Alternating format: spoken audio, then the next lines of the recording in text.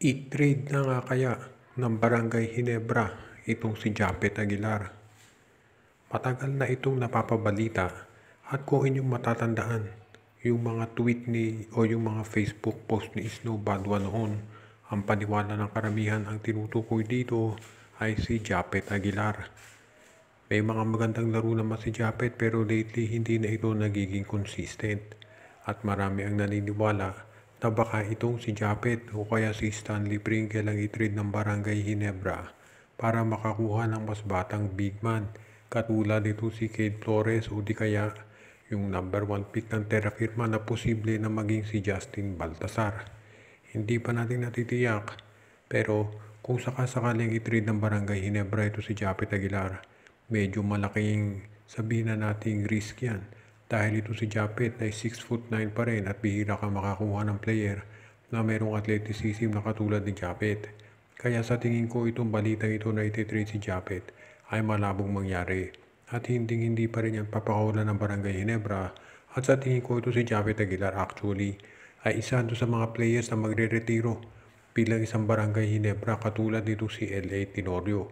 Kaya sa tingin ko kung ang Ginebra ay gagawa ng trade, ibang player ang bibitawan niya at hindi ito si Japet Aguilar na maliwanag naman na nakatutulong pa rin dito sa lineup ni Coach Tim Cone.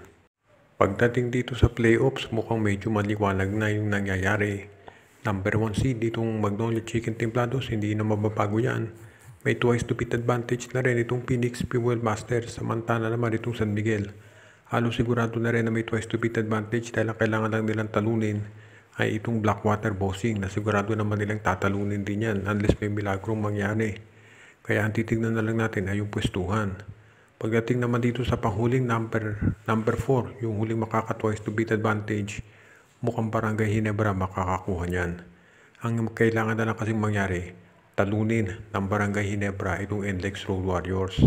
At itong NLEX ay maglalaro ng wala itong si Brandon Canuelas Roser, si Mike Nieto, at itong si Dave Marcelo. Ibig sabihin marami silang injury. Kaya lamang talaga dyan ang Barangay Ginebra. Tandaan natin wala pa si Kevin Alas dyan. So ibig nito sabihin kapag nanalo Barangay Ginebra, kahit talunin ng Meralco itong Terra Firma, Barangay Ginebra pa rin ang makakapasok dito sa top 4. Kaya sa tingin ng karamihan, malaki talaga ang tsansa na itong Barangay Ginebra ang makakapasok dyan sa top 4 at magkakaroon sila ng twice to beat advantage. Kung sakaling magawa nga ng Barangay Ginebra na makapasok dyan at magkaroon sila ng twice to beat advantage, masasabi natin na malaki yung tsansa na itong Barangay Ginebra talaga ang sasabihin natin na makakalaban ng Magnolia sa semis.